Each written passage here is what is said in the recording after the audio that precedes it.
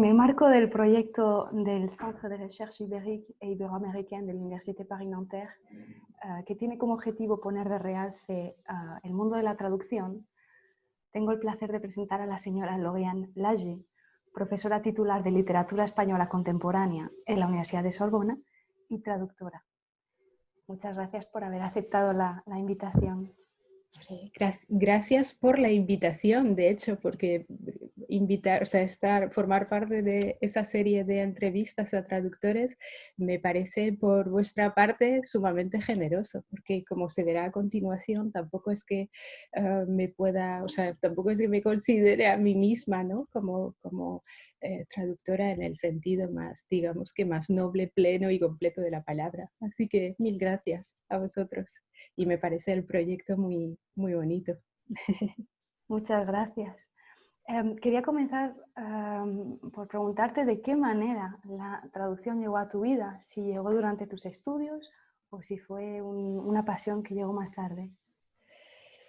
Yo creo que digamos que se hacen las cosas un poco en dos tiempos y por distintas vías, ¿no? Probablemente un poco como todo el mundo, al menos en mi caso, hasta poder ser capaz de viajar a países anglófonos, por ejemplo, pues lo primero, o sea, me llegó la literatura mediante la traducción, ¿no? Y desde, sí que probablemente ya vinculado más con antes de la carrera, pero digamos, sí, más o menos vinculado, ¿no? con los estudios, pero diría que los estudios así de secundaria, lo que tenemos aquí de clase prépa, ¿no? Entonces, pues no sé, y hay traducciones míticas como las de Poe por Baudelaire, ¿no?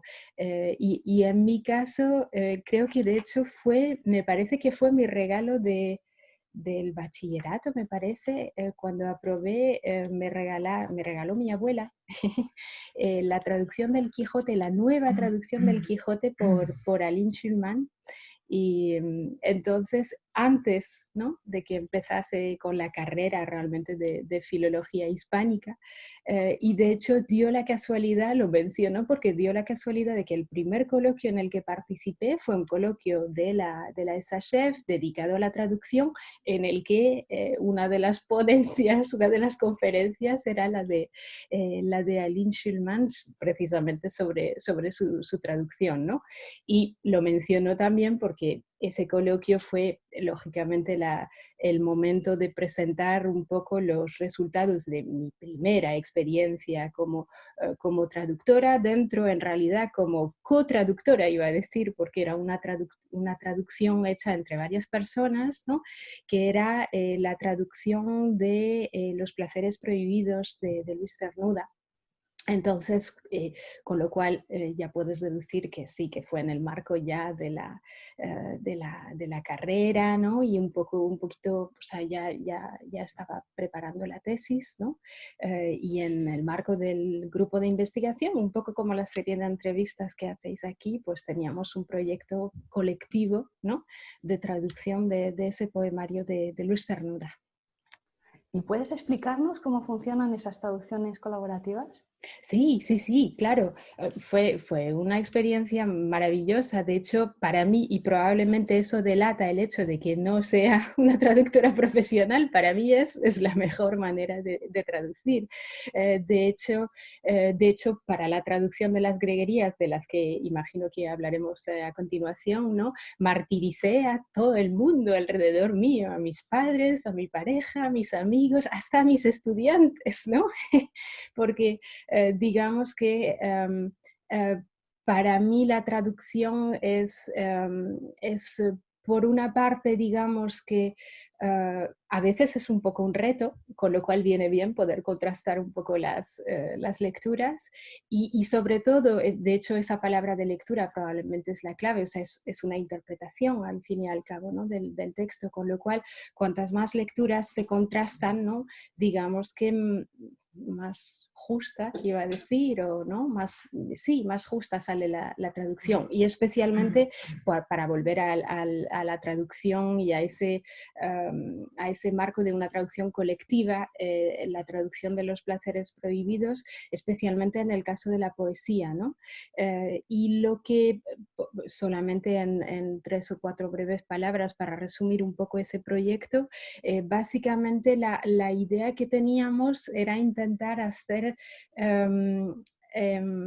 una traducción o partir de ese ideal de una traducción total, es decir, una traducción que pueda producir en el lector francés un efecto lo más similar posible al efecto que pueden producir los poemas de Cernuda en el lector hispanohablante, y más concretamente se trataba de, digamos, que no solo traducir las imágenes poéticas, determinados efectos, no hay, o sea, rimas como tales, no hay tantas, pero no solo, digamos, que eso, las imágenes, lo que dice, digamos, el poema, sino traducir también el ritmo. Y porque básicamente lo que descubrimos al trabajar ese poemario es que había como un ritmo de base, ¿no? A pesar de, es un poemario que mezcla poemas en versos y poemas en prosas, pero reencontrábamos como ese, en francés diríamos como un souffle, ¿no? Entonces la idea era traducir, conseguir traducir eso también en la traducción al francés, con lo cual el trabajo colectivo en ese sentido fue muy enriquecedor y muy importante, porque teníamos, de hecho, en el grupo había tanto traductores de lengua materna francesa como española, ¿no? Eran los catedráticos Serge Salin, François de Tienfre y Zoraida Carandel y Melissa Lecointre, ¿no? Entonces éramos ese grupito de 5 personas y de verdad me parece, o sea, aprendí mucho, obviamente, en esa primera experiencia real, y sobre todo por ser ese trabajo colectivo. Me pareció una forma magnífica de traducir y de trabajar, ¿no? ¿Y eso lo hiciste durante tu tesis? Sí, muy al principio de la tesis. Sí, cuando entré a formar parte, de hecho fueron muy generosos conmigo, porque básicamente acababa de entrar a formar parte del grupo de investigación, ¿no? Como doctoranda, y dentro del grupo de investigación existían como mini grupos, ¿no? Yo creo que de hecho fue uno de los primeros, y entonces este era el mini grupo de traducción poética, y ahí ahí me integraron muy generosamente y pude trabajar con esas personas, sí. Ya te interesaba esta idea de reto, ¿no? Porque si he comprendido bien, casi 10 años después de defender tu tesis sobre Ramón Gómez de la Serna, sale a la luz la primera publicación crítica bilingüe de sus librerías realizada por ti. ¿Cómo y cuándo y por qué surgió esta idea de traducirlas? Ajá. Yo diría que, o sea, en realidad, a lo largo del primer año de la tesis fui traduciendo, o sea, básicamente me basaba en como la última edición publicada por el autor, ¿no? Que es esta, que es ese librillo del total de greguerías, la edición del 62, y muy ingenuamente iba a decir, empecé traduciendo el libro, ¿no? Y planeaba como publicar, o sea, no publicar, pero planeaba integrar, ¿no? Esa traducción de nada más que este librito, que no lo parece, pero tiene 1596 páginas, ¿no? Planeaba eso, integrarlo como apéndice de la tesis, hasta darme cuenta de que obviamente no era para nada algo realista, ¿no? Con lo cual se quedó el proyecto en el tintero, pero digamos que había empezado, ¿no? Y de hecho me resultó muy útil, lo comentaré probablemente o lo podremos comentar más adelante, pero el ejercicio de traducción para entender el funcionamiento del texto para la tesis me ayudó muchísimo, ¿no?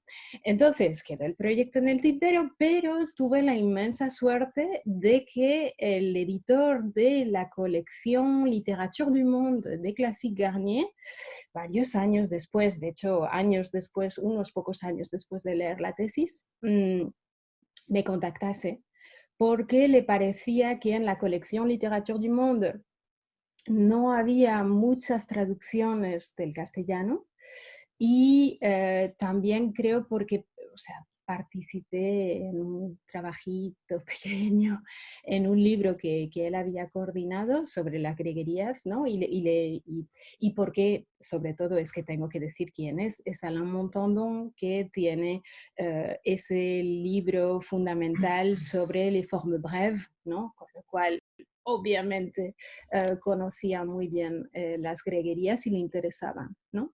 Entonces, así básicamente surgió o resurgió, volvió a surgir el problema, no, el proyecto, el proyecto de traducción de las greguerías, ¿no? Y así fue. O sea que realmente una magnífica casualidad y una inmensa suerte. Y hablaste de que el ejercicio de la traducción te ayudó para tu tesis. Es lo que te iba a preguntar. ¿Cómo fue esa experiencia de primero hacer una profunda investigación sobre la obra de Ramón y luego desembocar en la traducción de estos textos tan atípicos? En realidad diría que fue bastante lógico, de cierta manera, porque básicamente lo que hizo el trabajo de la tesis o lo que me permitió entender el trabajo de la tesis fue ver de cerca o casi desde dentro, ¿no? Por esa primera muy modesta experiencia de traducción, ¿no? Entender cómo funcionaba la greguería como texto, ¿no? Es decir, para mí, y reduciendo mucho, pero digamos que, para no extenderme mucho, pero digamos que la greguería es un texto que pretende para mí a la vez sorprender al lector y al mismo tiempo seducirlo, es decir, plantear como una visión nueva, una visión inédita del mundo, pero no de una forma automática, por ejemplo, como lo podían hacer los surrealistas, ¿no? Sino siempre dándonos una clave de lectura, estableciendo de hecho casi como una forma de complicidad dentro de lo insólito con el lector, con los lectores, ¿no? De hecho Ramón es una cita que me gusta mucho, ¿no? Hablaba de apreciar las relaciones insospechadas entre las cosas, ¿no? Entonces, ¿ves? Digamos que el trabajo de tesis me permitió, al menos, porque en la tesis básicamente lo que hacía era ver cómo se creó ese género de la greguería, ¿no? Que conocemos como, pues básicamente como esa forma breve, de hecho no se ve, Exactamente. a ver si se ve, así, Sí, sí se ve, perfecto. como esa forma breve, muy, eso, con esos choques de esas dos, por una parte una forma de incongruencia o de insólito y por otra parte casi un elemento mucho más familiar, ¿no? O que nos resulta más evidente, ¿no?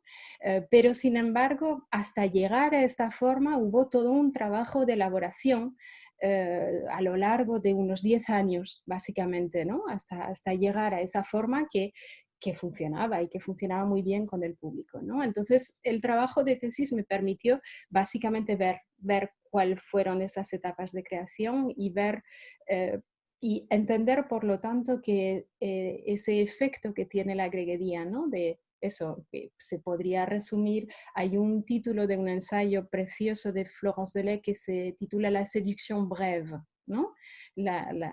Entonces, esa seducción breve es un buen resumen, de cierta manera, de cómo funcionan para mí las greguerías.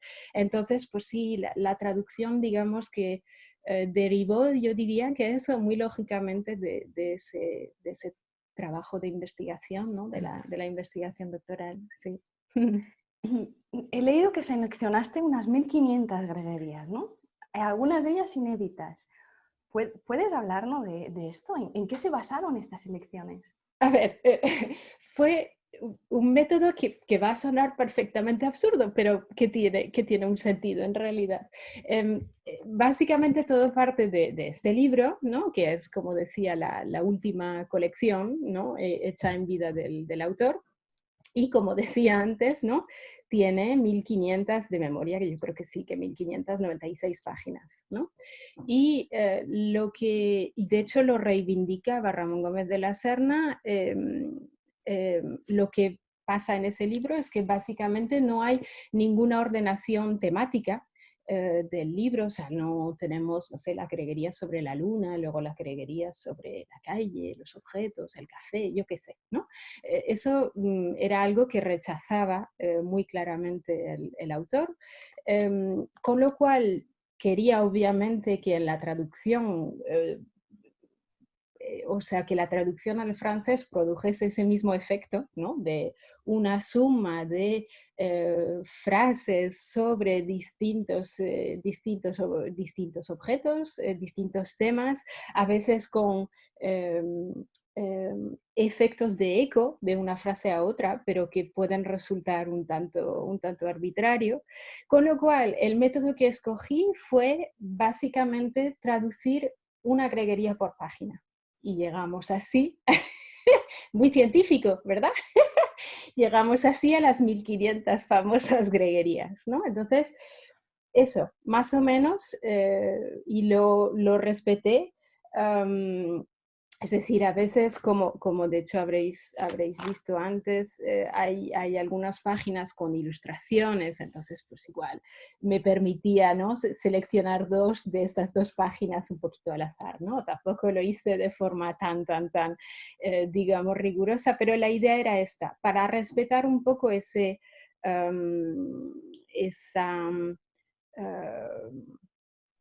ese elemento casual, iba a decir, ¿no? Un poco esa introducción del azar, ahí sí, que de hecho a veces produce, como decía, juxtaposiciones así llamativas, ¿no?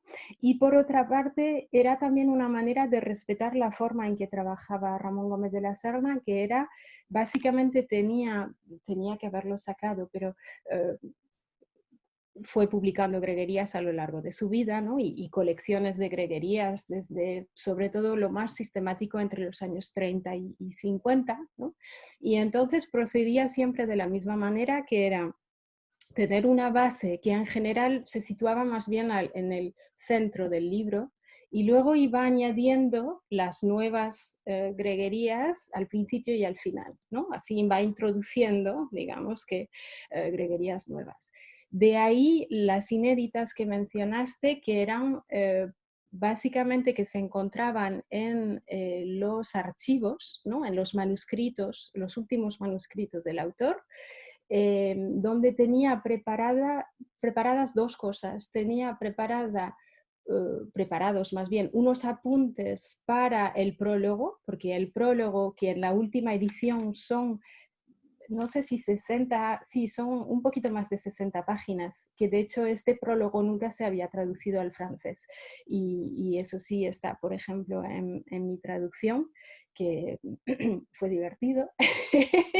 No fue no fue el momento más sencillo de traducción. Entonces, en esos manuscritos, lo que estaba contando, tenía unos apuntes para completar el prólogo, que están incluidos, de hecho, en la edición también y traducidos, y tenía unas 100 greguerías preparadas para lo que iba a ser, suponemos que la tercera edición de este total de greguerías, que nunca llegó a publicar, ¿no? De hecho, tenía puesto como, ahora mismo no recuerdo cómo era el título del Carpatacio, pero en fin, era como eso, original para la nueva edición, el nuevo libro de greguerías, ¿no? Entonces, de esas 100, porque un poco, digamos que a mí me daba un poco también cierta libertad para escoger, y también para respetar un poco más o menos el criterio que había escogido a lo largo del libro, es decir, traducir así una del ciento al viento, ¿no? Una por página, en ese caso traduje la mitad, ¿no? 50 de esas 100 greguerías inéditas que tenía identificadas, seleccionadas el autor. Y así fue. ¿Esa última elección fue completamente aleatoria o elegiste las que más te gustaban? Vamos a ver, escogí probablemente las que, o sea, siguiendo dos criterios. Me parecía que algunas, digamos que a pesar, y va a sonar muy, en fin, va a sonar muy mal lo que voy a decir, pero me parecía que algunas igual, sí, lo voy a decir así, no estaban muy pulidas, vamos a decir, ¿no? Con lo cual, con respecto a las que, pues, porque claro, este libro me lo leí de pe a pa, ya lo tenía bien conocido, pero lo releí varias veces, ¿no? Entonces, entendiendo un poco cómo funciona y viendo también los borradores, porque incluso esos últimos manuscritos, pese a formar parte de los definitivos, todavía tenían tachones, etcétera. Entonces, esas greguerías que yo veía que algunas todavía llevaban marcas, reescrituras, un poco que digamos que no estaban pulidas del todo, estas las descarté. Y también algunas, porque en el libro hay, yo creo que lo máximo a veces se repite como 3 veces una misma greguería. Lógicamente por lo que comentaba antes, ¿no? De ir añadiendo elemento a la colección, pues a veces lógicamente se olvidaba Claro. de que ya formaba parte del libro, ¿no? Entonces algunas digamos que se parecían mucho a otras que ya estaban en el libro, con lo cual estas también las descarté y sencillamente porque al final estamos hablando de greguerías más que de traducción, me estoy dando cuenta, sencillamente porque pues algunas resultaban, o sea, funcionaban mejor, por así decirlo, en traducción y también un poco por eso. Y bueno, pero no obstante pude, digamos que conservar la mitad, ¿no? de esas greguerías inéditas, porque quería que eso, que se viera un poco también esa última, un poco última evolución, ¿no? O sea, eso. ¿Tendrías alguna anécdota sobre esas traducciones de juegos de palabras que seguro fueron la causa de algunos o muchos quebraderos de cabeza? Alguno que otro. Yo, vamos a ver, diría que el principal quebradero de cabeza fue el propio título, ¿no? De Greguerías, porque tiene de hecho tal entidad en castellano que tiene su propia definición en el diccionario de la Real Academia. No obstante, es una palabra que existe, o sea, no es un neologismo, no es una invención, ¿no? Y que tiene un sentido, ¿no? Y me parecía importante que se pueda percibir, ¿no? También ese sentido en la traducción. Y en ese sentido, de nuevo, tuve muchísima suerte porque la editorial porque obviamente consulté, ¿no? A la montón, ¿no? Al director de la colección, ¿no? Sobre esa cuestión del título y he de decir que tuve muchísima suerte porque me dejaron entera libertad, ¿no? Y me permitieron traducir greguería, que es algo que no se había hecho antes porque es la misma traducción, esta última edición es la más preciosa, ¿no? Pero la edición que existía hasta entonces, que es esta en la reedición, ¿no? Tiene el título de greguería y de hecho últimamente se acaba de publicar la Automoribundia, la biografía la autobiografía, no, o sea, ficcionalizada un poquito, de Ramón Gómez de la Serna y o sea, yo estoy casi segura de que fue decisión editorial, ¿no? El dejar ese título en castellano, cuando perfectamente se podía haber traducido, no sé, Automoribonderie o algo así, pues quizá no suene tan bien, o no, pero funciona, ¿no? Entonces, en el caso de Greguerías, básicamente era importante para mí traducirlo un poco por lo que comenté antes, ¿no? Es decir,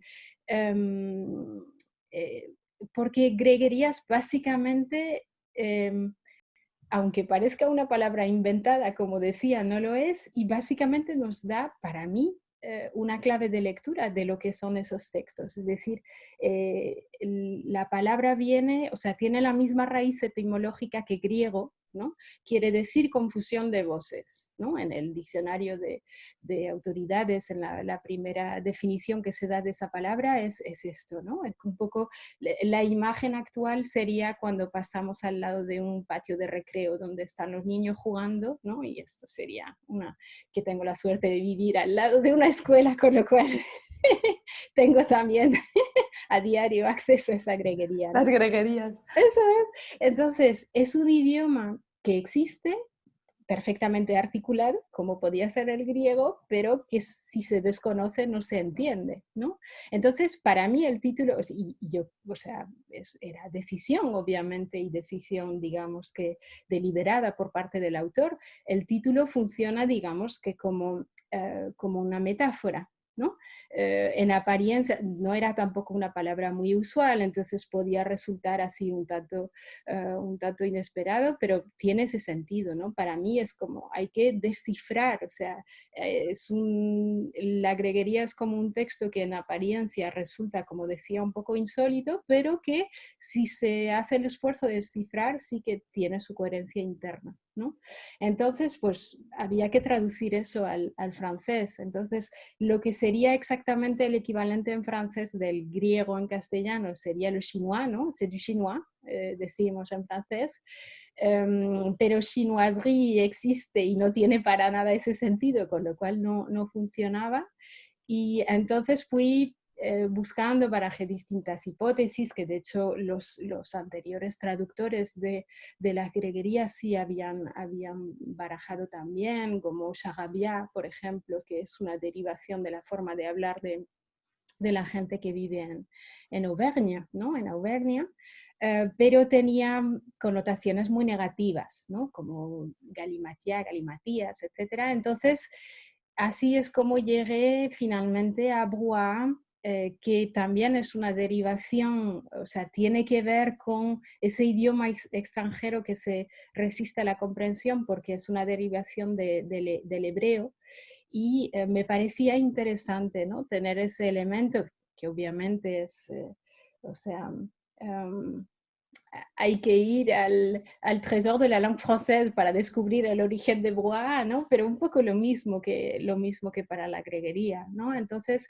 me parecía interesante jugar también con un poco esa invitación a los lectores pues a abrirse a otra manera de decir las cosas, ¿no? Entonces, a través de ese título, que además es una palabra, por decirlo de alguna manera, sonora, ¿no? Bois, que igual no suene muy eufónica, pero un poco como greguería, ¿no? Y que de hecho para Ramón era un elemento importante que subrayaba en el prólogo.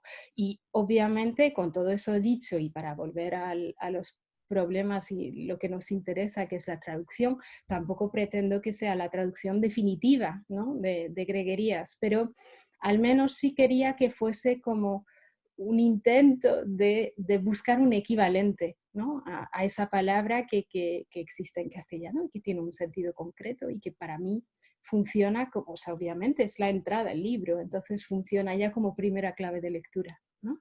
Por supuesto, por supuesto. Si entramos dentro del libro, como tú dices, ¿hubo alguna greguería que después de haberla traducido recuerdas con más cariño que las demás? Sí, yo creo que hay dos.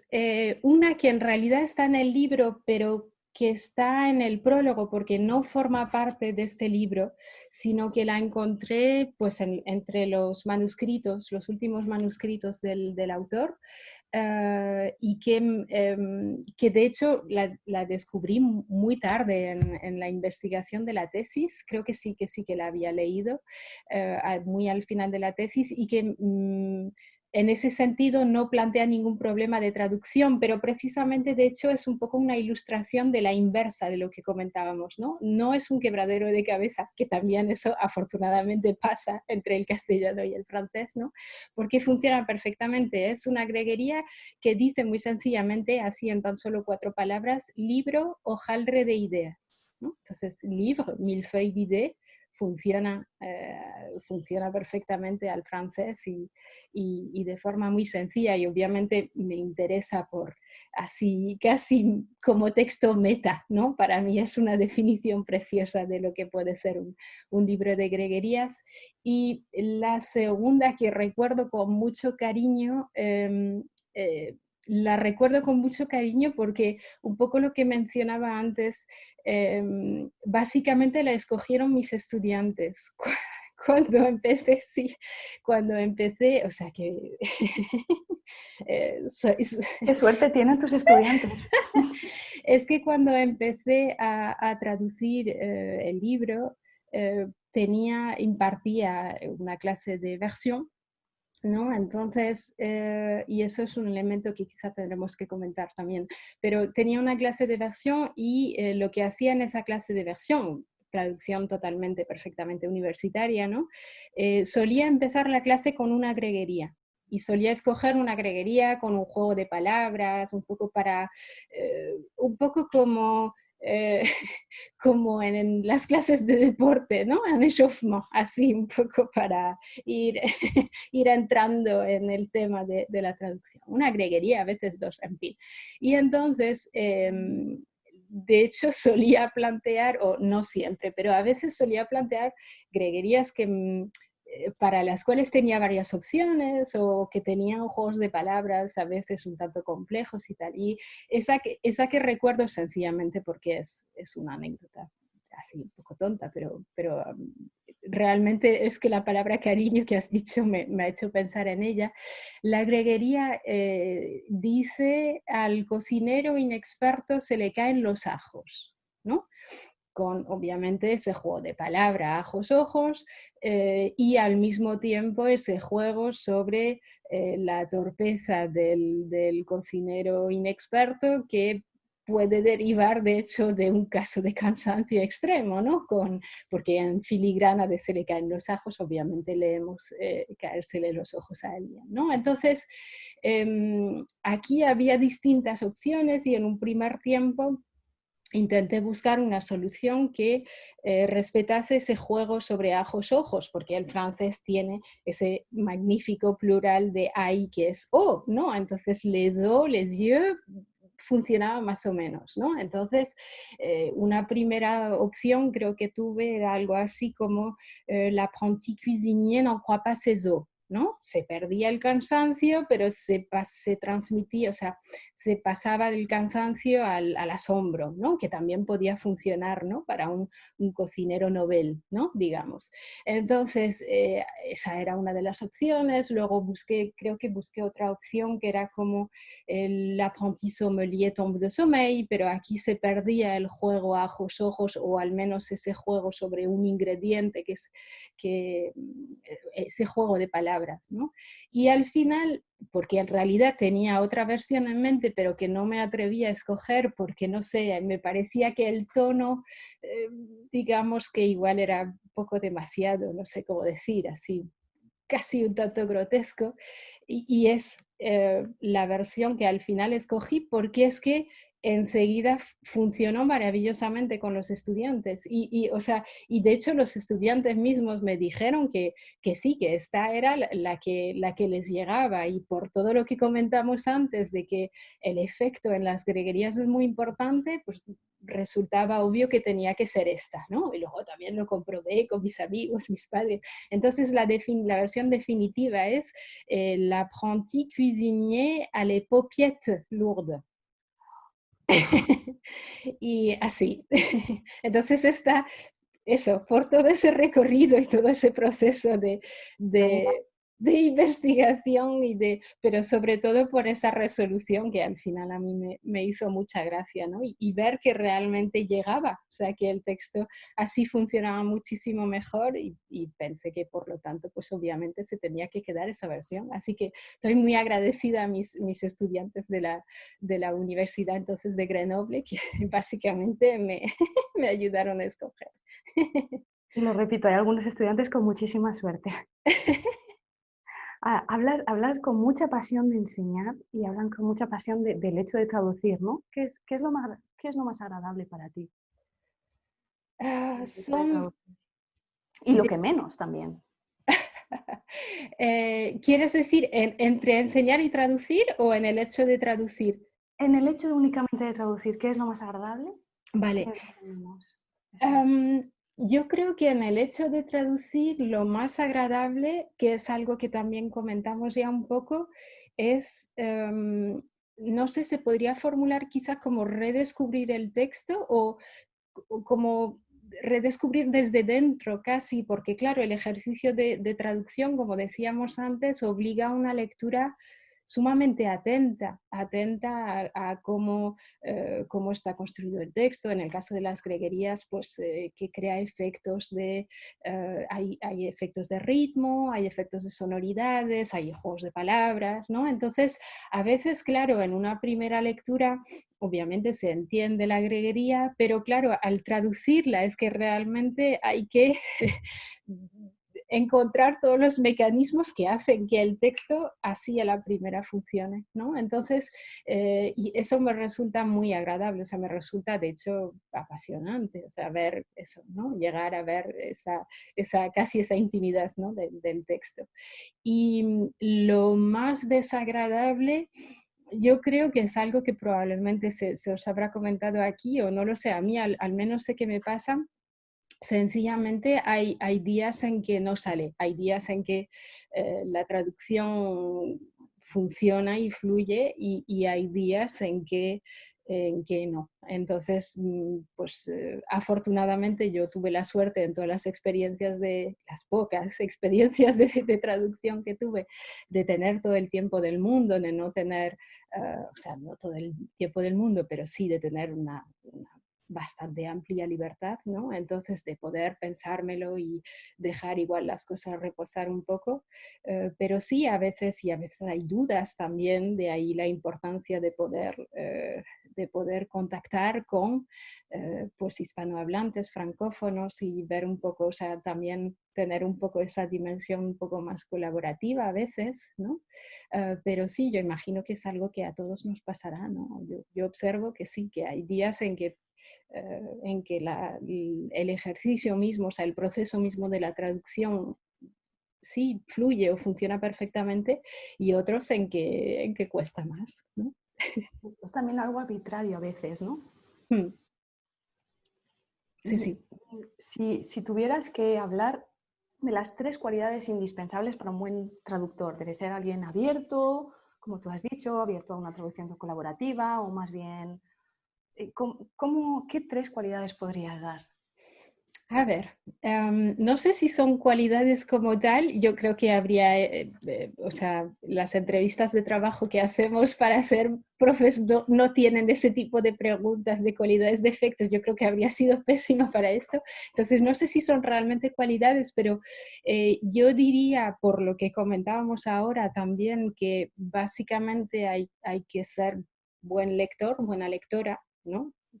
Suena bastante obvio, pero es como lo primero, ¿no? Y obviamente los dos idiomas que se manejan, porque creo que de hecho, porque he visto algunos vídeos de la serie, es algo que señalaba alguna de las personas entrevistadas, ¿no? Obviamente es importante, obviamente en mi caso, conocer bien la literatura española y la cultura española, pero también la literatura francesa, o sea, tampoco abandonar, aunque sea mi idioma materno, la práctica literaria, ¿no? de ese idioma.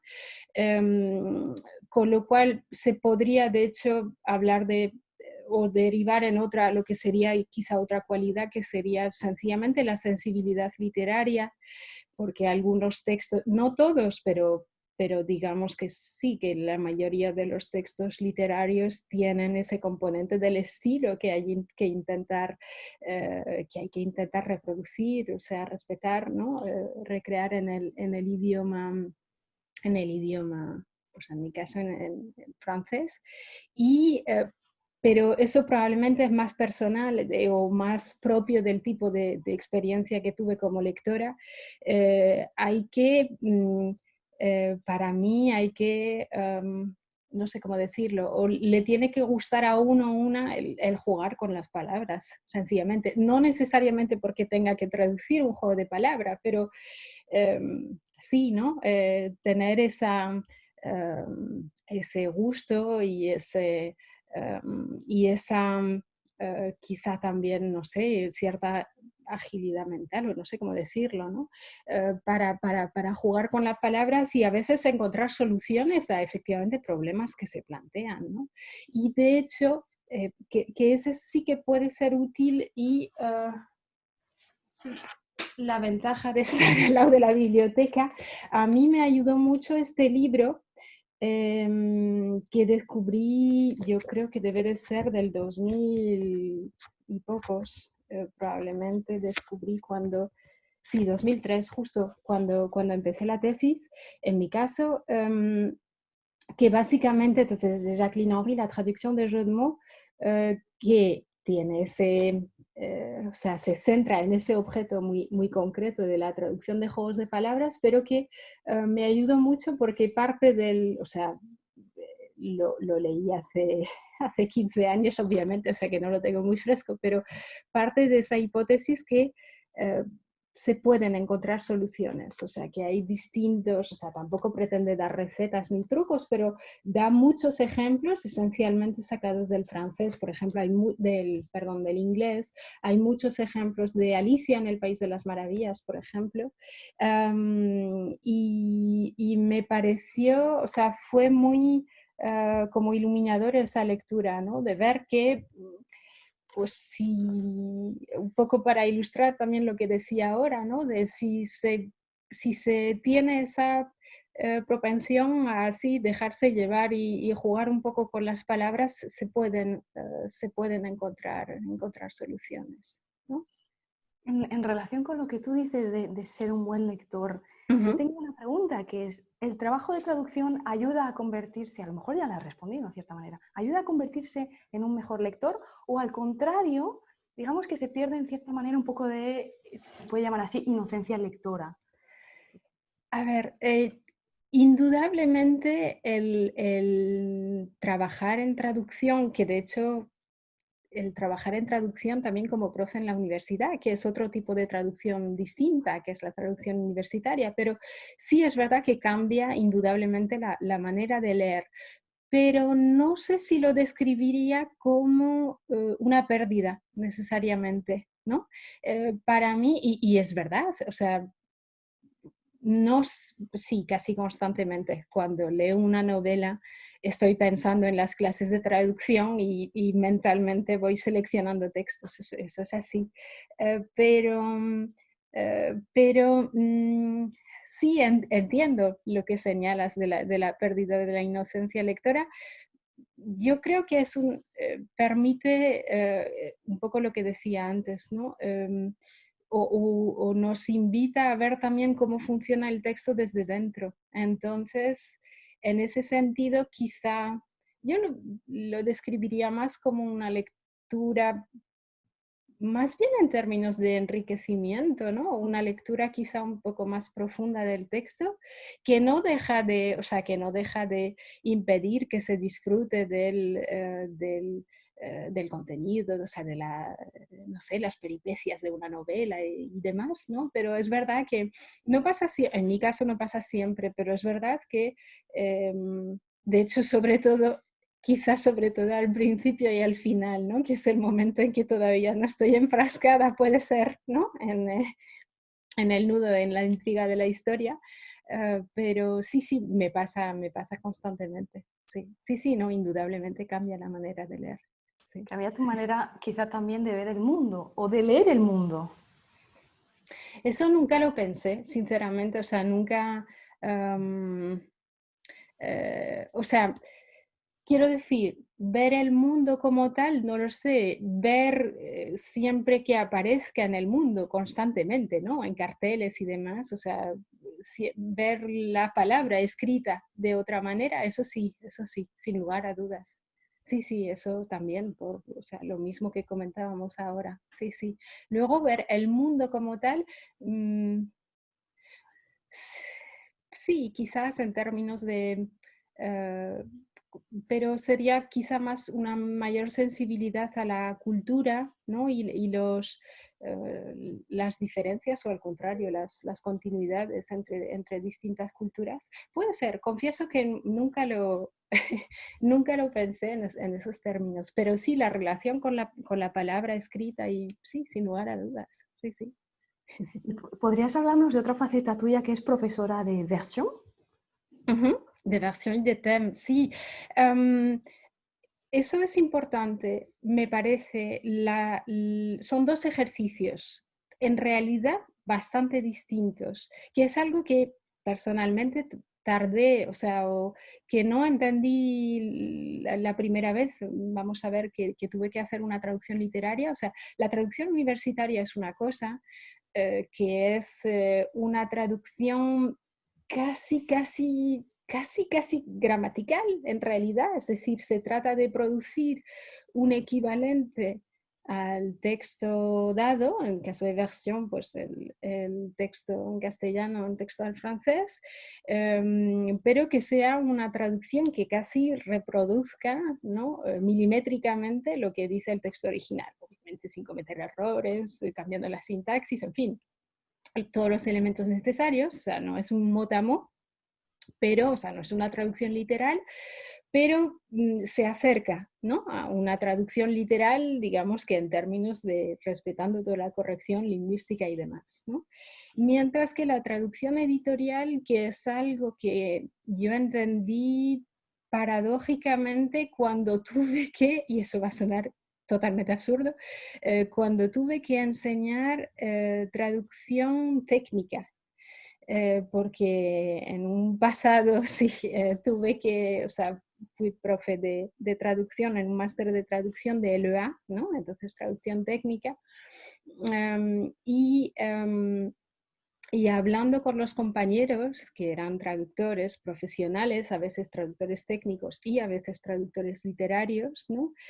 Básicamente la traducción literaria no pretende ser esa traducción exacta, muy cercana necesariamente al texto, sino que es un elemento que ya comentamos, tiene que tener en cuenta el estilo, tiene que tener en cuenta y tiene que eso, producir en el lector de la traducción un efecto similar al que produjo el texto original en el lector del idioma original, ¿no?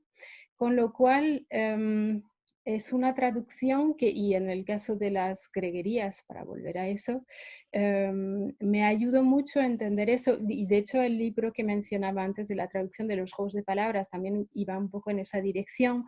Y volvemos al principio, la persona que lo explica de la forma más, probablemente más clara, es Aline Schulman, cuando explica su traducción del Quijote, ¿no?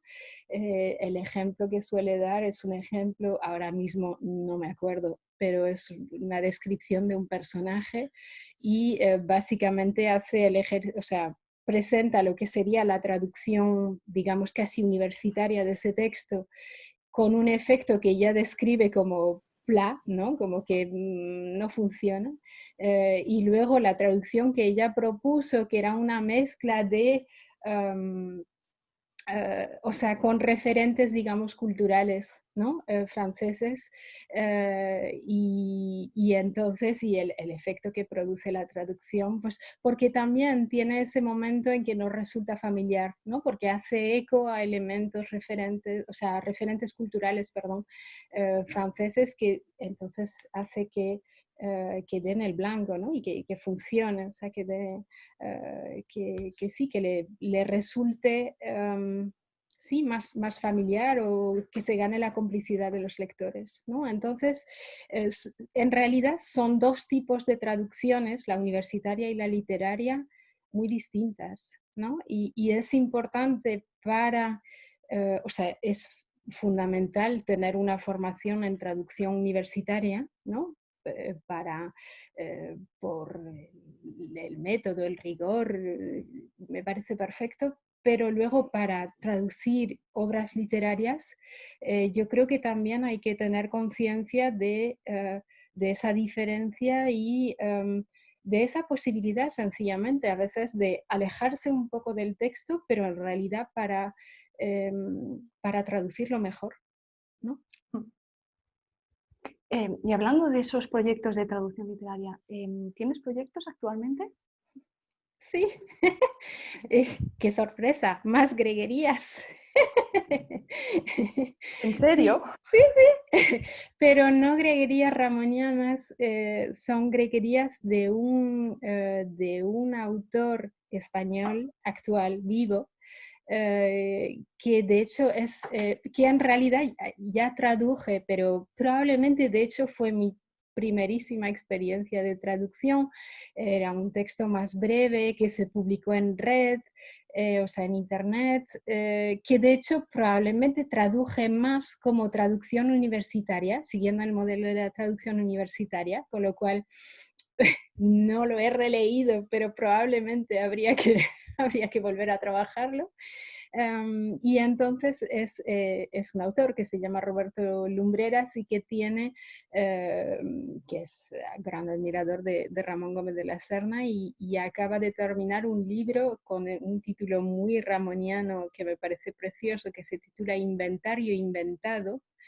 Y que estoy entonces muy de nuevo, con muchísima suerte, o sea, muy amablemente me confío en mí para hacer la traducción al francés y entonces me entusiasma mucho este proyecto porque es la primera vez, o sea, segunda, de hecho con el mismo autor, ¿no? Pero que traduzco a un autor vivo, ¿no? Con lo cual pues de momento no lo he molestado, pero abre la posibilidad de poder escribirle y hacerle preguntas. Y entonces digamos que estoy en ello, no he terminado la traducción todavía, pero sí es el proyecto actual. ¿Piensas que es importante mantener una relación con los autores? Me parece, o sea, tener esa posibilidad, que es algo que obviamente con Ramón y con Cernuda no era posible, ¿no? Y por lo tanto, como decía, martiricé a a todo el mundo alrededor mío. Me parece, sí, sí, me parece al menos poder tener esa posibilidad. No digo que necesariamente vaya a abusar de ello, que vaya a escribirle así todos los días al autor, pero al menos saber que existe esa posibilidad si realmente hay una duda, sobre todo en un texto, como decíamos, ¿no? Tan singular o al menos con ese funcionamiento tan propio de la greguería, que a veces pues tiene juegos de palabras que quizás pueden ser inconscientes, otra vez que al contrario, ¿no? Obedece a un mecanismo muy concreto, poder tener esa posibilidad de al menos sí hacer una pregunta o consultar. Yo creo que sí, de momento voy apuntando algunas dudas y de momento no he interactuado todavía con el autor, pero no dudaría en hacerlo y ya te comentaré cómo resultó, ¿no? Pero al menos tener esa posibilidad como primera experiencia me parece fascinante poder tener esa posibilidad. Ya veremos cómo se da. Y nosotros estaremos muy pendientes de la publicación de tu traducción. Muchísimas gracias, señora Gracias a Lara. ti, Diana. Y que os vaya bien en las próximas entrevistas, que sigáis bien con esa serie y con ese Muchísimas, proyecto. muchísimas gracias.